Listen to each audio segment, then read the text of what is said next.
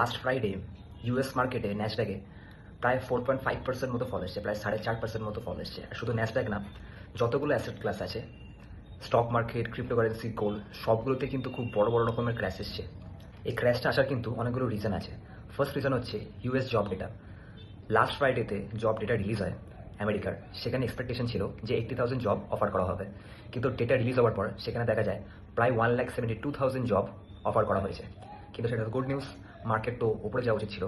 But the thing is, যেহেতু number of jobs বেড়েছে, number of job offers বেড়েছে, তাতে কি হবে না, রেট কাট যেটা হয় আমাদের ফেড রিজার্ভে, যেটা রেট কাট হতে পারে, সেই রেট কাটটার পসিবিলিটি কিন্তু অনেকটা কমে গেল। আর যেহেতু এখন ইনফ্লেশন রেট অনেকটা হাই ইউএসএতে, প্রায় 4% মতো, সেক্ষেত্রে রেট কাট হওয়ার চান্সটা কিন্তু অনেকটা কম। কারণ রেট কাট হলে জিনিসের দাম কিন্তু আরও বাড়বে, ইনফ্লেশন আরও বাড়বে।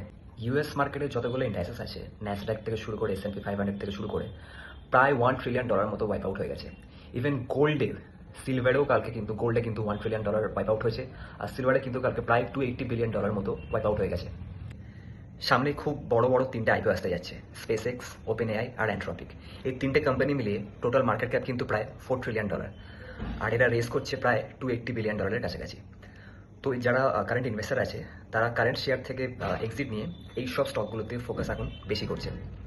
এখন যেহেতু সব অ্যাসেট ক্লাসেই বিয়ার মার্কেট চলছে, বা সব অ্যাসেট ক্লাসে এখন ডাউন যাচ্ছে, সেক্ষেত্রে সাজেস্ট করবো এখন হোল্ডে থেকে কটা দিন ওয়েট করে তারপরে ইনভেস্টমেন্ট করা বেটার হবে।